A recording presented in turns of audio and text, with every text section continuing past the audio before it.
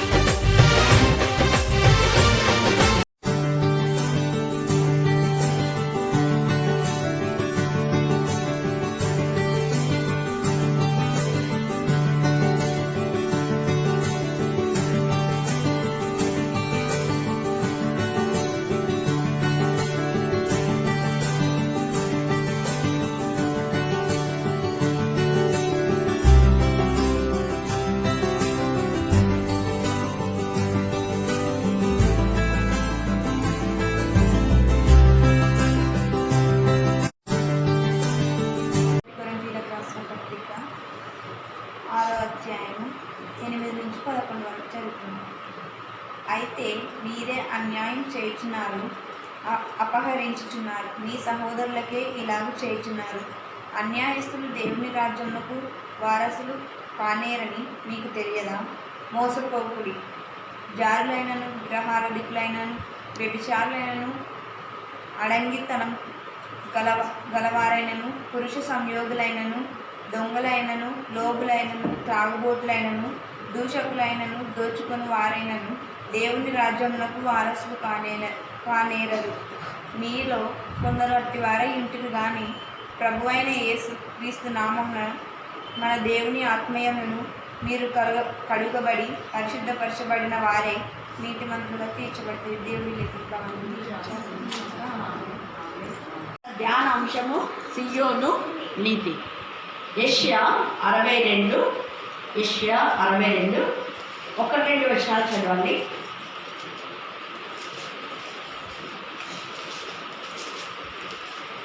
యెషయా 62. సియోను నీతి సూర్యకాంతి వలె కనబడు వరకు దాని రక్షణ దీపము వలె వెలుగుచుండు వరకు సియోను పక్షమందు నేను మౌనంగా ఉండను. దేవుడు ఈ లేఖన భాగంలో దీవించి ఆశీర్వదించి మనందరి జీవితాల్లో ఫలింపచేయను గాక. ఆమేన్. 2 లేఖన భాగాలు. 1 కొరింథీ 6వ అధ్యాయము 11వ వచనం మరోసారి చదవండి. మీలో కొందరు అట్టివారై ఉంటిరి, కానీ ప్రభువైన యేసుక్రీస్తు నామమునను మన దేవుని ఆత్మయందును మీరు కడగబడి పరిశుద్ధపరచబడిన వారై నీతిమంతులుగా తీర్చబడితిరి అని ఇక్కడ రాయబడింది. అంటే దేవుని అంతకంటే పైన మనం 6వ అధ్యాయం అంతా కూడా చదువుకుంటే దేవుని రాజ్యమునకు వారసులయ్యే పరిస్థితుల గురించి అక్కడ రాస్తున్నారు. మీరు దేవుని రాజ్యములకు వారసులు కావాలంటే కొన్ని మన జీవితంలో తీసేసుకోవాలంట. తర్వాత కొంతమందికి మనం ప్రత్యేకంగా ఉండాలి, ప్రతిష్ఠించబడిన జనాంగంగా, ఏర్పరచబడిన జనాంగంగా, దేవునికి ఇష్టమైన ప్రజలుగా, దేవుడు మనలో ఆనందించులాగున దేవుడు మనలో ఆనందించాలి. ఎప్పుడైతే దేవుడు మనలో ఆనందిస్తాడో అప్పుడు మనకు నిజమైన రక్షణ వచ్చింది అన్నదానికి రుజువు ఏంటంటే యేసయ్య రక్తంలో కడగబడుతాయే. యేసయ్య రక్తంలో కడగబడిన వాళ్ళు రక్షణ పొందుకున్న వాళ్ళు. రక్షణ పొందుకున్న వాళ్ళు నీతిమంతులుగా తీర్చబడిన వాళ్ళు. నీతిమంతులుగా తీర్చబడిన వాళ్ళు దేవుని రాజ్య వారసులు అవుతారు. దేవుని రాజ్య వారసులు అయ్యే వాళ్ళు దేవునికి విరోధమైన కార్యాలు ఏవి చేయరు. దేవుని రాజ్య వారసత్వం గురించి ఆశించి అభిలాష కలిగి తృష్ణ కలిగి ఉండే వాళ్ళు మొదట ఆయన రాజ్యంలో ఆయన నీతిని వెతుకుతారు. హల్లెలూయా, హల్లెలూయా, హల్లెలూయా, హల్లెలూయా. ఇప్పుడు ఇక్కడంతా మీరు వచ్చినారు, మీరు ఇంట్లో పనులు ఉన్నాయి, కానీ మొదట ఆయనను ఆరాధించాలనే ఉద్దేశంతోనే ఇక్కడికి వచ్చారు. అందుకే మనం ఏ పని చేసినా మొదట ఆయన రాజ్యంలో ఆయన నీతిని మనం వెతికినామంటే ఆయన నీతిని మనం కలిగి ఉన్నాం కాబట్టి ఆయన నీతి ద్వారానే మనం పరలోక రాజ్యంలోకి చేరుతాం. మరి ఆయన నీతిని మనం కలిగి ఉండాలంటే దేవుడు తన నీతితో మనం నింపుతాడు. నీతి అనే వస్త్రాన్ని, రక్షణ వస్త్రాన్ని, స్తుతి వస్త్రాన్ని, మహిమ వస్త్రాన్ని, డబల వస్త్రాలు, ఆనంద వస్త్రాలు అన్ని ధరింపచేస్తాడు. ఎప్పుడు ముందు క్రీస్తు రక్తంలో మనం పరిశుద్ధపరచబడితేనే. క్రీస్తు రక్తంలో కడగబడకుండా ఇవన్నీ మనకి రావు. అందుకే ఇక్కడ ఏమంటున్నాడు, ఎంత తేజగా 11వ వచనంలో అంటారు, మీలో కొందరు అట్టి వారై ఉంటిరి కానీ అంటాడు. అట్టి వారై అంటే ఏంటి? దేవునికి విరోధమైన వాడు. ఎవరు? మోసపోకుని, జారులైనను, విగ్రహారాధికులైనను, వ్యభిచారులైనను, ఆడంగితనం గల వారైనను, పురుష సంభోగులను, దొంగలైనను, లోబలైనను, త్రాగుబోతులైన, దూషకులైనను, దోచుకునేవారు. ఎంతగా చెప్తున్నారు. చాలా మంది మేమేమి పెద్దగా తాగబోతులం కాదు, అది కాదు ఇది కాదు దోచుకుంటున్నారు. దేవుని సమయాన్ని దోచుకుంటున్నారు. దేవుని బిడలేక స్వాస్థ్యము లేదా మీ ఇంటి వారి యొక్క స్వాస్థ్యము ఏం పర్వాలేదే, మా అమ్మనే మా నాన్ననే అని నాన్న యొక్క జోబులో అమ్మ యొక్క పర్సులో డబ్బులు కొట్టేయడం కాదు. చేస్తున్నారు ఎవరు? అలా చేసి అమ్మ నాకు తెలియదే అనేలాగా ఉన్నారు. తప్పు. పిల్లలకు చిన్నప్పుడే మనం గైడ్ చేయాలి. ఎంత మన సొంత వాళ్ళమైనా అడిగి మనం తీసుకోవాలి. అడగకుండా తీసుకోవడం పాపం. అడగకుండా ఏదైనా కానీ, అది డబ్బులు కానీ, వస్తువు కానీ, ఆస్తి కానీ ఏదైనా కూడా అడిగి వాళ్ళ ఇష్టానుసారంగానే మనం తీసుకోవాలి. అడగకుండా ఏది చేసినా మోసమే. హల్లెలూయా, హల్లెలూయా, హల్లెలూయా, హల్లెలూయా, హల్లెలూయా, హల్లెలూయా. అలాగనే మనం ప్రతి కార్యక్రమంలో మొదట దేవుని అడిగినామంటే దేవునికి ఎంత ఇష్టమో. దేవుని పర్మిషన్ మనకు ముఖ్యం అందరికంటే. దేవుడి పర్మిషన్ దేవుడు మనకి ఇచ్చాడంటే ఇక ఎంతమంది ఎన్ని ఆటంకపరిచినా అదే సాగిపోతుంది. హల్లెలూయా, హల్లెలూయా, హల్లెలూయా, హల్లెలూయా. కానీ ప్రస్తుత సమాజంలో చాలా మంది ప్రార్థన చెయ్యరు. ముందు దేవుణ్ణి అడగరు. ముందర ఎవరిని అడుగుతారు? సంఘంలో ఉండే నాయకులపైన ఆధారపడతారు. అది ఉంది. అలాగనే ప్రార్థన చేయకుండా రాజకీయ నాయకుల పైన ఆధారపడి మాకు ఆ నాయకుడు తెలుసు, ఈ నాయకుడు తెలుసు, మాకు కలెక్టర్ తెలుసు, ఇంకా మా పిల్లలకు ఉద్యోగం వస్తలే అనుకుంటారు. ఆ ఉద్యోగం రాదు, ఒకవేళ వచ్చినా ఓడిపోదు. కారణం ఏంటి? దేవుడి పైన ఆధారపడ్డం లేదు. అలాగనే దేవుడి పైన ఆధారపడి వివాహ కార్యక్రమాలను నిర్ణయం చేయరు. ఎవరినో అడిగి నిర్ణయాలు చేస్తారు. అందుకనే మేము 3 రోజులకే పెటాకులు అయిపోతుంటాయి. అలా కాకుండా మనం ముందు దేవుని రాజ్యమును, నీతిని మనం వెతకాలి. వెతికితే అనేక ఆశ్రయాలు. ఆయన రాజ్యమును వెతకడం అంటే ఆయన రాజ్యంలో చేరడానికి అనేక మంది అన్యులు ఉన్నారు, ముస్లిమ్స్ ఉన్నారు, క్రీస్తులో వేరైన వాళ్ళు చాలామంది ఉన్నారు. వాళ్ళను ప్రభువులోకి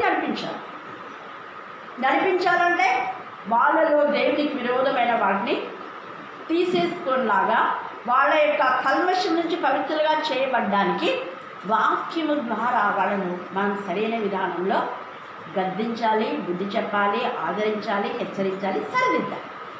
ఇవి చేయాలి. ఇవి చేస్తే మనం నిజంగా నీతి కలిగి దేవుని రాజ్యంలో చేయాలి.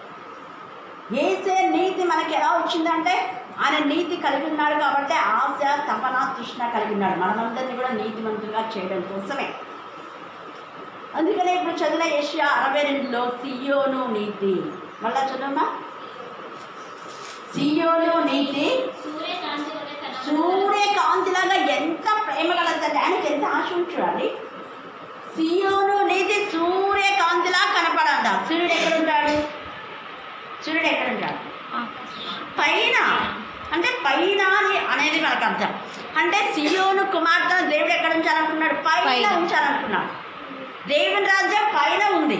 అందుకే పై వాటినే వెతుకుడి, కింది వాటిని గురించి మీరు ఎక్కువగా ఆలోచించండి. పొట్ట కోసం, పొట్ట కూటి కోసం ఎక్కువగా ఆలోచించొద్దండి. ఆత్మల భారం కలిగి ఉండాలి. యేసు ప్రభును కలిగిన బిడ్డలందరూ కూడా ఆత్మల భారం కలిగి ఉండాలి. అందుకనే సియోను నీతి సూర్యకాంతి వలె కనబడే వరకు దాని రక్షణ దీపం అంట. చూడండి, సియోను యొక్క నీతేమో ఎలా ఉంటుందంట? సూర్యకాంతి. సూర్యుడు ఎప్పుడైనా మనతో ఉంటాడా? ఎంత తలుపులు వేసుకున్నా కొంచెమైనా వెళ్తూ వస్తుంది. చిన్న సందు అంటే దాని నుంచి సూర్యకిరణాలు పడుతూనే ఉంటాయి, ఊరుకోదు. చిన్న రంధ్రం పైన ఎక్కడన్నా చిన్న గాచి పెట్టి దాని నుంచి వస్తుంది. సూర్యుడు అస్సలు ఊరుకోడు. మన కిటికీలు వేస్తే కిటికీల సందుల్లో నుంచి లోపలికి వస్తుంది. కింద రైస్ ఇట్లా వస్తున్నాయి, తలుపులకు వస్తున్నాయి కంటే సందులు ఉన్నాయి కదా. అంటే సూర్యుడు ఎంత తాహతపడుతున్నా అంటే ఎక్కడ ఖాళీ దొరికిందంటే అక్కడికి వెళ్ళాలి, దూచుకుపోవాలి. అలాగనే రక్షణ పొందినటువంటి సియోను లాగా నువ్వు యేసు ప్రభు బిడ్డ అయితే ఎక్కడ ఆత్మలు ఖాళీ హృదయం ఉందో వాళ్ళ వాక్యంతో నింపేసేయాలి. ఈ వాక్యమే సూర్యకాంతి. సమయం వచ్చిందంటే మూడు నాళ్ళ ముచ్చట కాదు, 3 రోజుల ముచ్చట, లేకపోతే ఇంకా గంటలు తరబడి ముచ్చట్లు పెట్టే జీవితం మానుకొని ఒకరితో మనం మాట్లాడుతున్నాం. సమయం దొరికిందంటే వాక్యం దూరేలే వాళ్ళ హృదయం. ఏదో ఒక విధానంలో వాక్యం చెప్పాలి. సూర్యుడు ఏదో విధానంలో లోపలికి రావాలని ఎంత తపన కలిగి ఉన్నాడో మనం కూడా అనేకులతో మాట్లాడుతున్నప్పుడు మన ప్రయాణాల్లో, మన పనుల్లో వాక్యం వాళ్ళలో వెలిగేలా చేయాలి. అలాగే రక్షణ దీపం అంట. దీపం ఊరుకుంటుందా? దీపం లక్షణాలు ఏంటి? వెలిగిస్తుంది, వెలిగించుతుంది, వేరే వాటిని వెలిగిస్తుంది. అది మండుచు ప్రకాశించు దీపం అంట యేసు ప్రభుల వారు. దేవుని పిల్లలు, దేవుని నీతి కలిగిన వారు మండుచు ప్రకాశించు దీపంలాగా ఉండాలి. మనం బాగా వెలుగుతుంటే ఆర్పేసేటటువంటి మినుగురు పురుగులు ఉంటాయి, పెద్ద బిల్డప్ ఇస్తుంటాయి. మన సంఘాల్లో కూడా ఉంటాయి. ఏం చేయలేకపోయినా అది ఇది ఒక్క ఆత్మను కూడా రక్షించాలి. కానీ గొప్పలు మాత్రం ఎన్ని చెప్తుంటారు. ఒక్క ఆత్మనైనా ప్రభు సన్నిధికి నడిపించారు, కానీ గొప్పలు బాగా చెప్తారు. మినుగుడు పురుగులాగా బాగా ఆధ్యాత్మికంగా బలపరుచిన వాడిని ఆర్పడానికి చూస్తుంటారు. మినుగుడు పురుగు యొక్క గుణలక్షణం ఏంటంటే అది చీకటిలోనే వెలుగుతుంది. కరెంట్ వేసినంటే అయిపోయింది దాని బతుకు, అంతే. అంటే వెలుతురులో అది ఏం చేయలేదు, చీకటిలో తను వెలగాలి అని చూస్తుంది. అందుకని వెలుగుతున్న దీపాలను ఆర్పేస్తుంది. చెట్లు లేని చోట ఆందోళన చెట్టు ఏంటంటే నేనే పెద్ద వృక్షాలు అంటుంటారు. అప్పుడు అనాలా ఆందోళన చెట్టుకు నువ్వే కాదు, నీ గట్ట పెద్ద ఉన్నాయి, వేరే వృక్షాలు లేనందుకు నువ్వు నీవే పెద్ద వృక్షం అని అనుకుంటున్నావా అని మిగతా వృక్షాలు ఉన్నాయి. ఇక్కడ ఎవరు ఏమీ చేయకపోతే ఏమేమో పెద్దలు చేయాలని అనుకుంటుంటారు. మనం ఆత్మల భారం ఏముండదు, ఆత్మల కోసం కన్నీరు కాల్చేది ఏముండదు, ఆత్మలు నలిగిపోతున్నాయని బాధ ఉండదు వాళ్ళకు. ఎవరన్నా ఏమైపోయారు కానీ పెత్తనాలు మాత్రం కావాలి, చలామణి కావాలి, అధికారం కావాలి, అహంకారంతో మాట్లాడాలి. దేవుడు ఒకరోజు అంటున్నాడు. ఎందుకు అంటే ఇక్కడ రాయబడింది కదా, ఆయన మౌనంగా ఉన్నాడంట. సియోను నీతి సూర్యకాంతి వల్ల కనబడే వరకు, దాని రక్షణ దీపం వలె వెలుగుచుండు వరకు, సియోను పక్షమందు నేను మౌనంగా ఉన్నాను. స్త్రీల సమాజం ఆత్మీయంగా వెలుగుతుంటే, ఆత్మీయంగా ఎదుగుతుంటే, వారి సూర్యకాంతి లాగా ఎంతమందిలో ప్రభులోకి నడిపిస్తుంటే మీరు మిలిగురులాగా ఆర్పాలని చూస్తారా? ఉండండి మీ కదా, మౌనంగా ఉండాలంట. రోషం వచ్చేసింది, నాకు కూడా రోషం వస్తుంది. స్త్రీల సమాజంలో ఎవరైనా ఏమైనా అంటే అస్సలు తట్టుకోండి. బైబిల్ స్టడీ దేవునికి ఇష్టమైంది. అది స్త్రీ అంటే సంఘం, దేవునికి ఇష్టమైన సంఘం. అందుకని ఇక్కడ సియోను అంటే దేవుడు కోరుకున్నటువంటి సంఘం. సియోను కొండపైకి నిన్ను నన్ను దేవుడు తీసుకొని పోతాడు. సియోను అంటే క్రీస్తును ధరించినటువంటి వాడు. స్త్రీ అని పురుషులని ఏ భేదము లేదు. చాలా మంది భేదాలు పెడుతుంటారు, మేము పురుషులము అది ఇది అని. ఏ భేదం లేదంటున్నాడు. స్త్రీ అని లేదు, పురుషుడు లేదు, అందరూ దేవుని దృష్టిలో సమానులే. గలతీ 3:27 చదవండి, ఏముందో చూద్దాం. ఎవరు గొప్పగారు సంఘంలో? ఒకరిని ఒకరు ఒక విధానంలో చూడడం పక్షపాతం అంటారు. 3:27 గలతీ 3:27 బాప్తిసం పొందిన మీరందరూ చూడండి, క్రీస్తులోనికి బాప్తిసం పొందిన మీరందరూ అంటే పురుషులు స్త్రీలు ధరించుకొని ఉన్నారు. అందరూ. పురుషులని లేదు, స్త్రీ అని లేదు, హెలెనీయుడు లేదు, గ్రీకు దేశస్థులు లేదు. క్రీస్తులోనికి బాప్తిసం పొందిన మీరందరూ క్రీస్తును ధరించుకొని ఉన్నారు. అది మనం క్రీస్తును ధరించుకున్నాం. మనం క్రీస్తును ధరించుకున్నామంటే యేసు ప్రభువాన్ని గణపరచాలి. అందుకనే కొంతమంది అంటారు, ఏమి తలపైన పైట లేకుండా వాక్యం చెప్తుంటారు అని అంటుంటారు. క్రీస్తును ధరించుకొని మరి క్రీస్తును ముసుకేస్తారా? చాలా మంది ముసుగులు వేసుకోకూడదని కాదు, మీకు ఇష్టమైతే వేసుకోండి, కానీ వేసుకొని వాళ్ళని ఫైండ్ అవుట్ చేయడానికి లేదు. ఎందుకు అంటే ముసుగులో చాలా మంది ఎన్ని కథలు చేస్తుంటారు, ముసుకేసుకొని నిద్రపోతుంటారు. ఇప్పుడు మాస్కులు వచ్చినాయి, మాస్క్ వేసుకున్నటువంటి వాళ్ళు ముసుకేసుకోమన్నారు కదా అని చీర వదిలేసి ఇంకా ఏంది పంజాబ్ డ్రెస్ వేసుకొని బైకుల మీద ఇష్టానుసారంగా పోతుంటారు. ముసుగులు వచ్చినాయి కాబట్టి కళ్ళం కడతారో అన్నిటి కడతారో ఎవరో తెలియదు. ఎందుకంటే చీరలు అయితే గుర్తుపడతారు, పంజాబ్ డ్రెస్ అయితే ఆ పిల్ల కాదులే, ఈ పిల్ల అంటే చీర కడతారులే అని అంటారు. ముసుగులో బుద్ధులు ఆచరించారు చూడు, ఇది జరుగుతాయి. అయితే తండ్రి అయిన దేవుడు అన్నాడు, మోషే ముఖం పైన దేవుని యొక్క ప్రకాశం వెలుగుచుంది, ముసుగు తీసివేయబడింది అన్నాడు. సియోను కుమార్తెలకున్న ముసుగును దేవుడు తీసేశారు. కల్మషం నుంచి మీరు పవిత్రులుగా చేయబడినారు. ఇక క్రీస్తులో మీరు ఉన్నారు. ఇక బయట అంటావా? అక్కడ 1 కొరింథీ 11 తేటనే రాయబడింది, స్త్రీకి తల వెంట్రుకలే బయట చెంగు అని రాయబడింది. చూడండి మీరు 1 కొరింథీ 11వ అధ్యాయము, అక్కడ స్త్రీ బయట చెంగుగా ఉంది అనే పదం ఉంటుంది చూడమ్మా. వెంట్రుకలు, తల వెంట్రుకలే ఆమెకు బయట చెంగుగా ఉన్నాయి అని ఉంటుంది. చూసినారా? వచనం చెప్పు. 15వ వచనం 1 కొరింథీ 6వ అధ్యాయం 11వ అధ్యాయము 15వ వచనం చదవమ్మా. స్త్రీకి తల వెంట్రుకలు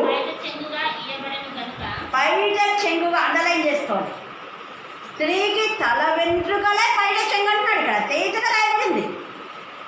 దాన్నంతా కూడా అక్కడ ముసుగు గురించి కాదు, కానీ మెయిన్గా తల వెంట్రుకల గురించి రాయబడింది. పైన కింద అంతా కూడా తల వెంట్రుకలు స్త్రీ పెంచుకోవాలి. తల వెంట్రుకలు బయట చెంగుగా ఉంది, ఎంతమంది రాశారు. అందుకని స్త్రీకి ఆ బయట చెంగు ఏంటది? ఘనత. ఘనత కోసమే ఆమె వెంట్రుకలు పెంచుకోవాలి. కానీ ఇప్పుడు ప్రస్తుతం బాగా వాక్యం చెప్తారు, కానీ వెంట్రుకలు కట్ చేసుకుంటారు. కట్ చేసుకోకూడదని వాక్యంలో ఉంటే కట్ చేసుకొని పైన ముసుకేసుకుంటే సరిపోతుందా? ఇది బాగుందా? దేవుడు కట్ చేసుకోవద్దని చెప్తున్నాడు. మరి వీళ్ళేం చేస్తున్నారు? ఐబ్రోస్ పెట్టుకోవద్దండి అంటున్నాడు. అంటే కనుబొమ్మలు పైకి ఎక్కిన తరం గలదు అని ఉంది. కన్నులు నెత్తికి ఎక్కిన తరం అంటే చాలామంది వాక్యం చెప్తారు, పెద్ద పెద్ద వాళ్ళు మీరు చూసింటారు, కనుబొమ్మలు కట్ చేసుకుంటారు. కట్ చేసుకోవద్దనే దేవుడు వాక్యం చెప్తారు. మళ్ళీ వాళ్ళు ఏం చెప్తారు అంటే వాళ్ళేమో కనుబొమ్మలు కట్ చేసుకుంటారు, వెంట్రుకలు కట్ చేసుకుంటారు, పైన ఒకటి ఏదో ఒక 100 రూపాయలు ఏదో ఒకటి మాస్క్ ఇట్లా కట్టేసుకొని మళ్ళీ నగలు వేసుకుందండి. తర్వాత ఇంకేంటి పైన స్థలం ముసుకేసుకోండి అంటుంటారు. అప్పుడు మీరన్నా మేము ముసుగు వేసుకున్నామండి, మా వెంట్రుకలు పెంచుకోమని దేవుడు చెప్పినామండి, మరి మీరెందుకంటే వెంట్రుకలు కట్ చేసుకున్నారు, మీరెందుకంటే కనుబొమ్మలు కట్ చేసుకున్నారు అని అడగాలి. నగలు ఎందుకు వేసుకున్నారని అడుగుతున్నారు, మంచిదే. మరి మీరెందుకంటే 10,000 చీర కట్టుకున్నారు? ఎక్కడికైనా స్పీకర్ పిలిచినా అంటే ఏం చేస్తారు? ఇంత అమౌంట్ మా వాళ్ళు వస్తారు, రానుకొని ఛార్జీలు ఇవ్వాలి, ఇంత ఇవ్వాలి అని డిమాండ్ చేస్తుంటారు. దేవునికి స్తోత్రం, మన పిలిచిన స్పీకర్ ఏమంటారు? నేను అందుకే అన్నా, స్పీకర్కి ఏం అవసరం లేదు కాబట్టి అందరు ఏం తింటారో అదే చేయండి అన్నాను. అందరు ఏం తింటారో అదే మనం. స్పీకర్ పేరు చెప్పి మనం తినడం కాదు. ఏమంటారు? స్పీకర్కి సపరేట్ అని తినేదేమో స్పీకర్ కాదు, మనమే తింటున్నారు. వద్దా? పేదవాళ్ళ కానుకలు అవి.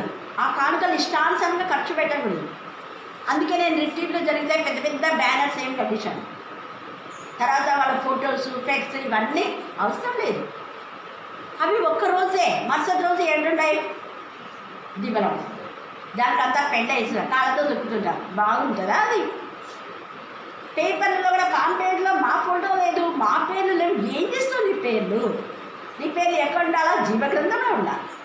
మనకు కావాల్సింది ఏంటి? వాక్యం ఉండాలా, వాక్యం చెప్పే దైవచంద్రాలు ఉండాలి, ఏ సంఘంలో నుంచి వస్తున్నారు అంతే.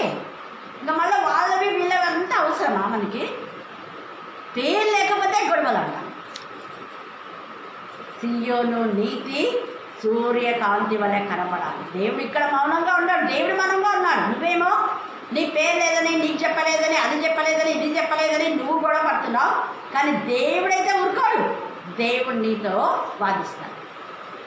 నువ్వు చేయవలసినవి చేయవయ్యే బాబు అంటే, చేయవలసినవి చేయకుండా చేయకూడని వాటి గురించి, అంటే దేవుడు మెచ్చని వాటి గురించి మనము వివాదాలు పెడుతూ ఉంటాం.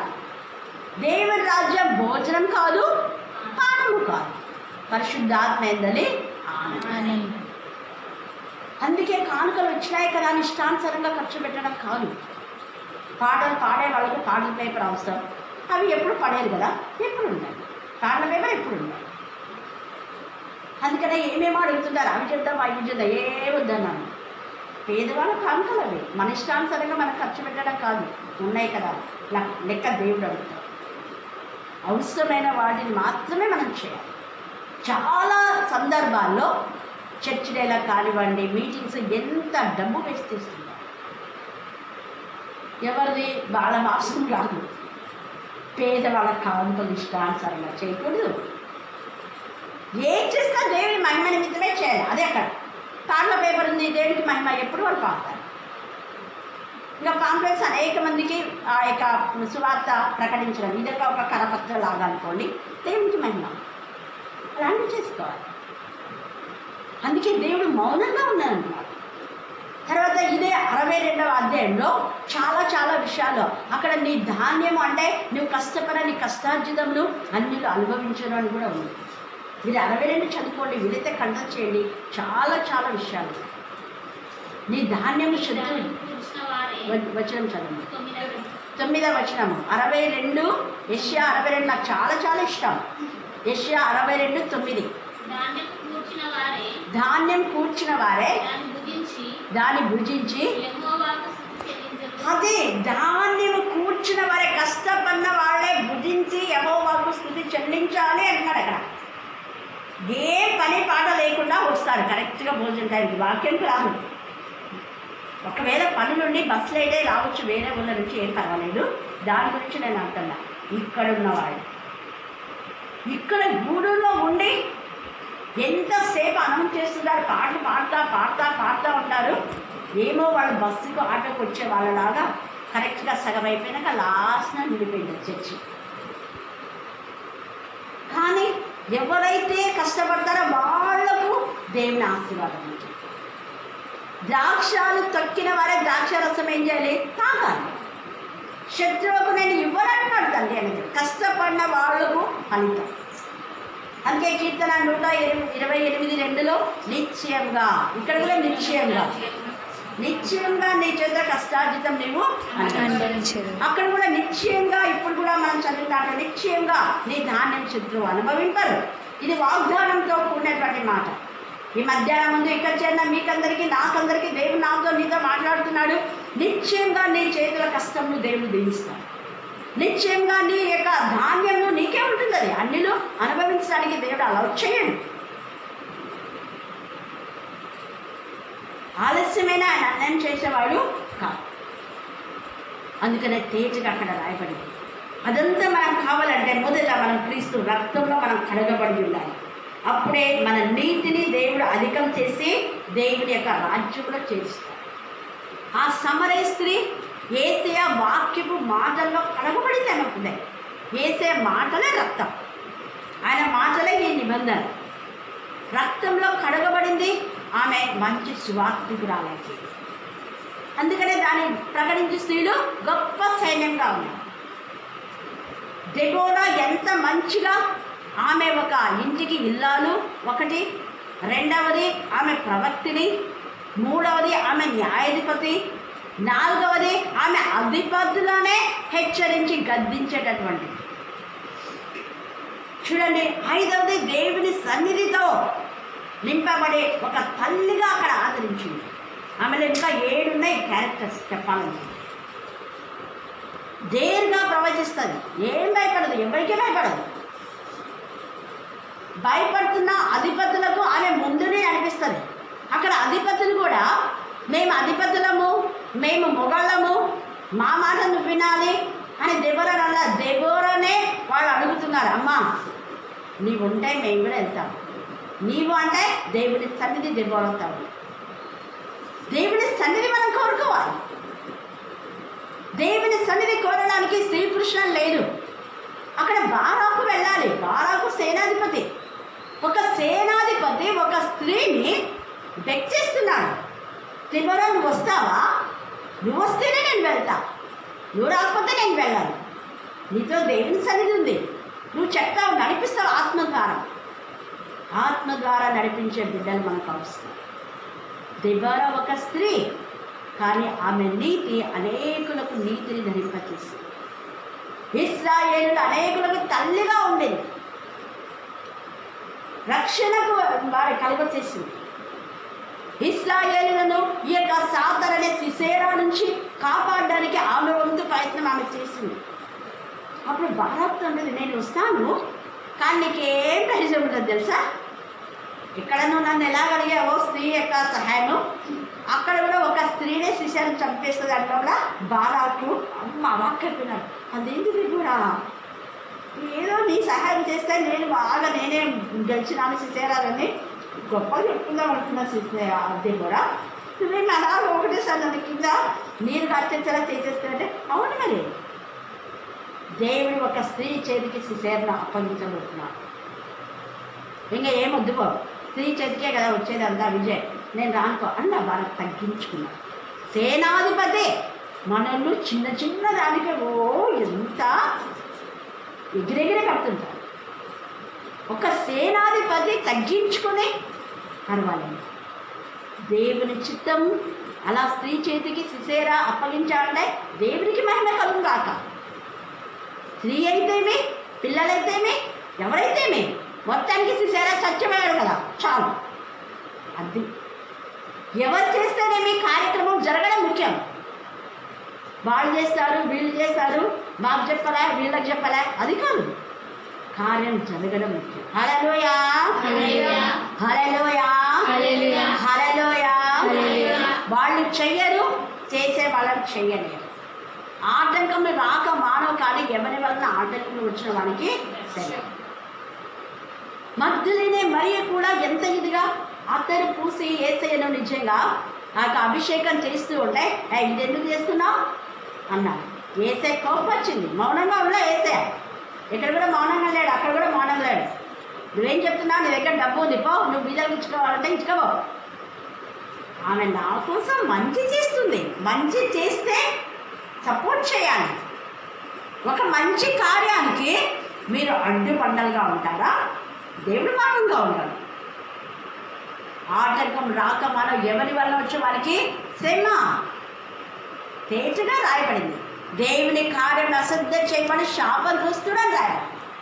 అందుకే చాలామంది శాపంలో మగ్గిపోతున్నారు. మనలకు చెప్తే కోపం. ఎందుకు శాపంలో మగ్గిపోతున్నారు అంటే దేవునికి ఇవ్వాల్సిన ఘనత ఇవ్వాల, మీకు మీరే ఇచ్చించుకుంటున్నారు. బారాకులాగా తగ్గించుకుంటే కదా. స్త్రీ అయినా ఎవరైనా కార్యం జరగాలి అనుకోవాలి, అంతే. అక్కడ బారాకు సేనాధిపతి అయినా కూడా తగ్గించుకున్నాడు. ఎందుకంటే గోల్ రీచ్ అయినారు వాళ్ళు. వాళ్ళ ధ్యేయం ఏంటి? సిసేరా చనిపోవాలి. ఎవరు చంపితే ఏంటి? హల్లెలూయా, హల్లెలూయా, హల్లెలూయా, హల్లెలూయా, హల్లెలూయా. అందుకనే యేసయ్య ఊకల మగ్దలేనే మరియ గురించి, ఈమె ఎక్కడికి వెళ్తే అక్కడ నేను ఈమె గురించి ప్రశంసిస్తాను. చూసారా? యేసయ్యని గురించి మనం ప్రశంసాలంటే యేసయ్య ఏం చేస్తున్నాడు? మగ్దలేనే మరియను ఆనందిస్తున్నాడు. చేసిన దానికి సంతోషంతో ఆయన ఎంత ఎంత ఆనందంతో గంతులు వేస్తూ ఎక్కడికి వెళ్ళినా మరియా నువ్వు చేసింది మంచి పనమ్మా, ఎక్కడికి వెళ్ళా ఈ వార్తను ప్రకటిస్తాం. నిజమే, ప్రతి పునరుద్ధానంగా ఆమె జ్ఞాపకం తీసుకుంటాం. కొన్ని వేల సంఘాలు, కోట్ల సంఘాలు. హల్లెలూయా, హల్లెలూయా. ఆమె చేసిన దానికి ఆమెనే మొదటి ప్రసంగికురాలు. అందుకే యేసయ్యను ధరించుకుందాం. యేసయ్య నీతిని ధరించుకుంది. మౌనంగా ఉండాలా? యేసుని ధరించుకున్న వాళ్ళు మౌనంగా ఉండరు, ప్రకటిస్తారు. అందుకనే ఈ యొక్క మధ్యాహ్న కాల సమయంలో దేవుని నీతిని మనం ధరించుకుంటే దేవుడు అనేక విధాలుగా మనల్ని ఆశీర్వదిస్తాడు. అయితే దేవుని నీతిని ధరించుకున్న మనం దేవునికి వ్యతిరేకంగా ఉన్న వాటినన్నిటి వదిలేసుకోవాలి. తర్వాత 1 కొరింథీ మనం చూస్తే 6వ అధ్యాయము 13వ వచనం చదవండి. భోజన పదార్థములు కడుపునకును, కడుపు భోజన పదార్థములకు నియమింపబడి ఉన్నాయి. దేవుడు వాటిని నాశనం చేస్తాడ. దేవుడు దానిని వాటిని అంటే దేన్ని, దేహమును లేదా భోజనమును కడుపును నాశనం చేస్తాడు. అందుకనే దేహము జాగ్రత్తము నిమిత్తం కాదు, కానీ ప్రభువు నిమిత్తమే. ప్రభువు దేహము నిమిత్తమే, ప్రభువు దేహము నిమిత్తమే. అందరూ ఆలోచించండి. హల్లెలూయా, హల్లెలూయా, హల్లెలూయా. ప్రభువు దేహము నిమిత్తమే. ఈ దేహము దేవునికి ఆలయము. ఆలయాన్ని ఎవరైనా మూసిపెట్టారా? దీపాన్ని మూసిపెట్టారా ఎవరైనా? వెలుగుగా ఉండడానికి దీపస్తంభం మీద పెట్టాలి. ప్రభువును ప్రకటించే స్త్రీగా మనం ఉండాలి. అందుకే దాన్ని ప్రకటించే స్త్రీలు ఒక్కరిద్దరు కదా, ఎంతంట గొప్ప సైన్యం. ఆ మాట పనిచేసింది కాబట్టి అనేక మంది నన్స్గా మారిపోయారు. ఎక్కువగా మన ప్రాంతంలో తక్కువ, కానీ చాలా ప్రాంతాల్లో నన్స్ ఎక్కువగా ఉన్నారు. దేవుని కోసం నాజీలు చేయబడినవారు. అలాగనే సంఘాలలో కూడా ఎక్కువ శాతం స్త్రీలే ఉంటారు. 90% స్త్రీలు ఉంటాయి, 10% పురుషులు ఉంటారు. మళ్ళా పురుష అహంకారం. ఒక్క ఆత్మను కాపాడలేరు, ఒక్క ఆత్మను రక్షించలేరు. వాళ్ళ కొడుకును, బిడ్డలను, భార్యను రక్షించుకోలేరు రక్షణ లేకపోతే. కానీ స్త్రీ భర్తను రక్షణలోకి నడిపిస్తుంది, కూతురు నడిపిస్తుంది, కుమారుని నడిపించి గర్భిస్తుంది. మళ్ళీ ఆమె పైన పెత్తనం ఇస్తారు. దేవుడు అందుకే ఏమంటాడు, నేను ఎందుకు ఆమె ఎన్నుకుంది నేనే కదా. అందుకే అంటున్నాను, ప్రక్కటి ఎన్నుకదా మేము చేశారు. గట్టిది స్త్రీ, ప్రక్కటి ఎన్నుక. యేసయ్య ప్రక్కటి ఎన్నుక నిజంగా పొడిచినప్పుడు యోహాను సువార్త 19వ అధ్యాయంలో ఆయన ఎముకలలో ఒక్కటి కూడా విరిగిపోవాలి. బళ్ళంతో పొడిస్తే ప్రక్క టెంకము తగలలేదు, కానీ లోపలికి తగిలి రక్తం వచ్చింది, నీళ్ళు వచ్చినాయి. అవి సాక్ష్యం. అలాగనే మొదటి యోహాను 5వ అధ్యాయంలో కూడా నీళ్లు రక్తం కారణాన్ని రాయబడింది. సాక్ష్యం అది. మనం సాక్షి బిడ్డలుగా ఉండాలి. దేవునికి మహిమకరమైన విధానంలో మనం ఉండాలి. తర్వాత యోహాను 4:35లో కూడా సమరయ స్త్రీ ఏం చేసింది? ప్రకటించింది. అనేకులను ప్రభు దగ్గరికి తీసుకొని వచ్చింది. ఎందుకు? ఆయన రాజ్యమును విస్తరింప చేయడం కోసం. యోహాను 16:13 చదవండి. యోహాను సువార్త 16వ అధ్యాయం. అయితే ఆయన అనగా సత్య స్వరూపియకు ఆత్మ వచ్చినప్పుడు మిమ్మల్ని సర్వసత్యంలోకి నడిపిస్తారు. మనం ఏం మాట్లాడుతుంది ఎవరు చెప్పడం అవసరంగా దేవుడికి తెలుసు. గోడలు సాక్ష్యం ఇస్తాయి, దూరాలు సాక్ష్యం ఇస్తాయి. సత్య స్వరూపి ఆత్మ సర్వసత్యంలోకి నడిపిస్తే ఆయన తనంతట తానే ఏది బోధించక వేటిని వినిన వాటిని చెప్తారు. తెలియజేస్తారు సంభవింపము సంగతులను. దేవుని ఆత్మ కలబిడ్డలు వాక్యం వింటున్నప్పుడు దేవుడు బయలుపరిస్తే చెప్తారు. ప్రార్థన చేసేటప్పుడు చెప్తారు, వాక్యం చెప్పేటప్పుడు చెప్తారు, వాక్యం అయిపోయినాక చెప్తారు. సంభవింపబోవు వాటిని. ఈ మధ్యాహ్న కాల సమయమందు అలాగా రూతు కూడా దేవుని నీతిని ధరించుకుంది. అనేక ఆత్మలకు ఆమె ఒక తల్లిగా అయిపోయింది. రాహబు కూడా దేవుని నీతిని వెతికింది. ఇశ్రాయేలులో ఆమె వాసం చేయగలిగింది. అనేకని దేవుని ప్రజగా చేయాలి. ఈ మధ్యాహ్న కాల సమయంలో ప్రభు నీతిని మనం ధరించి ఆయన రక్తంలో పరిశుద్ధత పరచబడిన వారమై నీతిమంతులుగా తీర్చబడి నీతిమంతుల జాబితాలో మన పేరు వ్రాయబడి జీవ గ్రంథంలో వ్రాయబడి దేవుని రాజ్య వారసులు అవుతారు.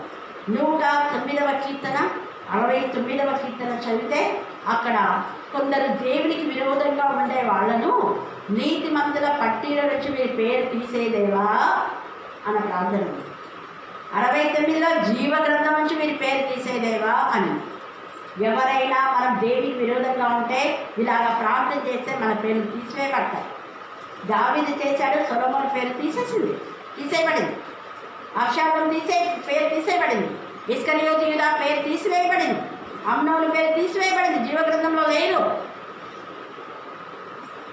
అనేకుల పేరు ఈ మధ్యాహ్న కాలశంలో వేషధారణ జీవితం నుంచి విడుదల పొంది క్రీస్తుకు సాక్షులుగా ప్రతినిధిగా ఉన్నారు. దేవుడు ఈ వాక్య భాగం దీవించి ఆశీర్వదించుగాక. ఆమేన్ ఆమేన్ అని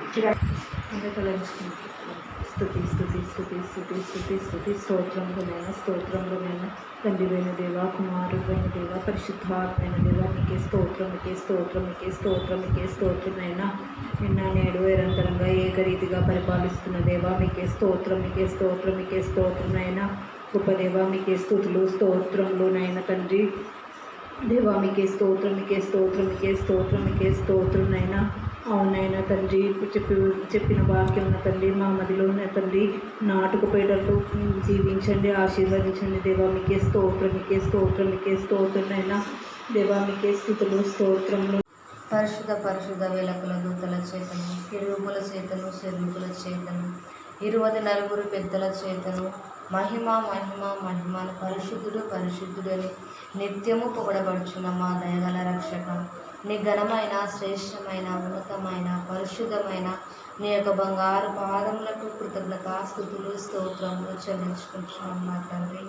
అవును నా ప్రభా, నా ప్రభా కూడికలో మేమందరము చిన్న మందగా చేరి నిన్ను స్తుతిస్తూ ఆరాధిస్తూ ఉండగా నా తండ్రి, మీరు మా మధ్యన మా స్తుతులకు పాత్రుడమై ఉన్నావు. దేవానికి స్తోత్రములు స్తోత్రములు స్తోత్రములు చెల్లించుకుంటున్నాం నా తండ్రి. అవును దేవా, ఇంతవరకు పాటల ద్వారా ప్రార్థన ద్వారా వాక్యం ద్వారా నేను స్తుతించి ఆరాధించుకుని ఆడిన దేవానికి స్తోత్రములు స్తోత్రములు చెల్లించుకుంటున్నాం మరి నా తండ్రి. అవునైనా నీ దాసురాలని యొక్క శిల్ప చాటున మరుగుపరుచుకొని మరి నా తండ్రి, నా ప్రభువా నా తండ్రి మాకు అర్థమయ్యేలాగా వివరించావు, బోధించావు, మాట్లాడావు. దేవానికి స్తోత్రములు స్తోత్రములు స్తోత్రములు చెల్లించుకుంటున్నాం మరి నా తండ్రి. అవును నా ప్రభువా, మాట్లాడిన విషయంలో మరి నా తండ్రి, నా ప్రభు అలనాడు నా తండ్రి, నా ప్రభు కొదుమ సింహములు అయితేనేమి నా తండ్రి, నాగు పాములు అయితే సింహములు అయితేనేమి నా తండ్రి, అవును నా ప్రభు ఒకటికొకటి ఏవి హాని చేయకుండానట్లు జీవించాయి. దేవానికి స్తోత్రములు చెల్లించుకుంటున్నాం.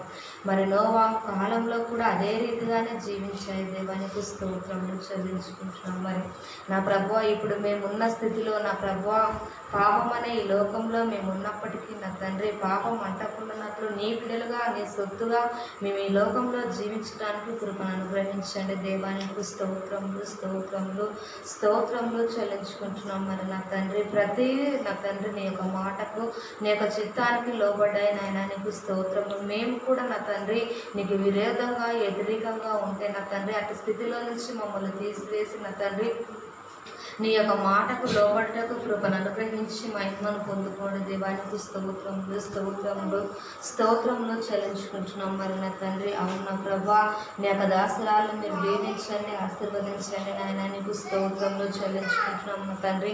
అవును దేవా, నీ యొక్క పరిచర్యలో ఎంతగానో వాడబడుతున్నప్పటికీ నా తండ్రి, ఎలాంటి ఉడుదుడుకులు వచ్చినప్పటికీ నా తండ్రి లోబడక సాతాను నా ప్రభా ఎదిరించి నా తండ్రి నీ యొక్క వాక్యమును నీ యొక్క పరిచర్యను ముందుకు కొనసాగించు బలమును కృపను దయచేసి మీరు మహిమను పొందుకోండి. దేవానికి స్తోత్రంలో చెల్లించుకుంటున్నాం. కావాల్సినట్టు ఆయుష్ని ఆరోగ్యం కూడా దయచేసి మీరు మహిమను పొందుకోండి. దేవానికి స్తోత్రములు. నా ప్రభు అనే యొక్క పరిచర్య నా తండ్రి నానాటికి ఫలాభివృద్ధి పొందుటకు కృపను అనుగ్రహించండి, మహిమను పొందుకోండి. దేవానికి స్తోత్రములు. అవును నా ప్రభు టీవీ పరిచర్యను కూడా మీరు దీవించి ఆశీర్వదించండి నాయన. నీకు స్తోత్రములు. కరుణాపీఠం మినిస్ట్రీని కూడా ఇంకా బలంగా మీరు వాడుకోండి. దేవానికి స్తోత్రములు స్తోత్రములు స్తోత్రములు చెల్లించుకుంటున్నాం. మరి నా తండ్రి అవునైనా బైబిల్ స్టడీని మీరు ఈ రీతిగా జరిగించుకుంటున్నందుకు నీకు వేణోలుగా వందనాలు, స్తుతులు, స్తోత్రాలు చెల్లించుకుంటున్నాం. మా తండ్రి నీకే స్తోత్రం, నీకే స్తోత్రం, నీకే స్తోత్రములు చెల్లించుకుంటున్నాం. మరి నా తండ్రి అవునైనా వచ్చిన ప్రతి బిడ్డను కూడా మీరు దీవించండి, ఆశీర్వదించండి. దేవానికి స్తోత్రములు. ఏ బిడ్డ ఏ సమస్యతో వచ్చిందో నా తండ్రి ప్రతి బిడ్డ హృదయ రహస్యాన్ని ఎరిగిన గొప్ప దేవుడవునైనా ప్రతి హృదయ బాధను కూడా తీర్చువాడవు నీవే నమ్ముచూ ఉంటున్నాం. మా తండ్రి నీకు స్తోత్రములు, స్తోత్రములు, స్తోత్రములు చెల్లించుకుంటున్నాం. మా తండ్రి ఈ మనవులన్నీ నీ పాదంలో చెంత పెట్టుచూ ఉంటున్నాం. మా తండ్రి అయ్యా ప్రతి విషయంలో మమ్మల్ని మేము తగ్గించుకొని నీ నామాన్ని హెచ్చించి నీకు ఘనత తెచ్చే బిడ్డలుగా మమ్మల్ని అందరినీ వాడుకొని మహిమ పొందుకోమని, ఎత్తబడే గుంపులో మేము ఉన్నట్లు మీరు కృపనుగ్రహించి మహిమను పొందుకోమని మమ్మల్ని మేము తగ్గించుకొని నీ నామాన్ని హెచ్చిస్తూ కనపరుస్తూ ఉంటున్నాం. మా తండ్రి ఆమేన్, आमेन, आमेन। यीशु पवित्र है, यीशु पवित्र है, यीशु पवित्र है, मेरा यीशु पवित्र है। Hallelujah amen, hallelujah amen, hallelujah amen, hallelujah amen. मेरे पापों को धो दिया परमेश्वर का निर्दोष मेमना, हर एक जुबान ये गाएगी यीशु पवित्र है। मेरे पापों को धो दिया परमेश्वर का निर्दोष मेमना, हर एक जुबान ये गाएगी यीशु पवित्र है, यीशु पवित्र है, यीशु पवित्र है, यीशु पवित्र है, मेरा यीशु पवित्र है। Hallelujah amen, hallelujah amen, hallelujah amen, hallelujah amen. स्वर्गदूत और सारी सृष्टि पुकारते एक ही नाम को, हर एक जुबान ये गाएगी यीशु पवित्र है। स्वर्गदूत और सारी सृष्टि पुकारते एक ही नाम को, हर एक जुबान ये गाएगी यीशु पवित्र है, यीशु पवित्र है, यीशु पवित्र है, यीशु पवित्र है, मेरा यीशु पवित्र है। Hallelujah amen, hallelujah amen, hallelujah amen, hallelujah amen. धन्य धन्य यीशु नाम, स्तुति के योग्य यीशु नाम, हर एक जुबान ये गाएगी यीशु पवित्र है। धन्य धन्य यीशु नाम, स्तुति के योग्य यीशु नाम, हर एक जुबान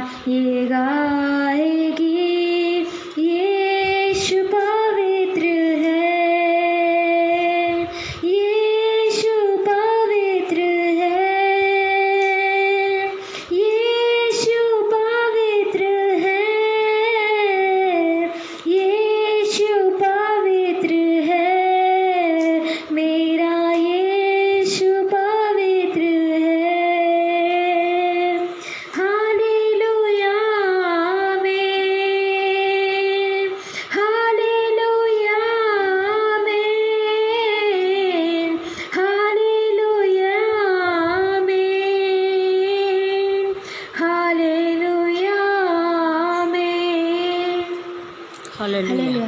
దీవించండి, ఆశీర్వదించండి నా తండ్రి. యేసయ్యా మీకే స్తోత్రం, మీకే స్తోత్రం అయినా దేవ గతకులను ఇస్తున్నారు దేవా, అందుని బట్టి మీకు వందనములు దేవా. మీకే స్తోత్రం, మీకే స్తోత్రం.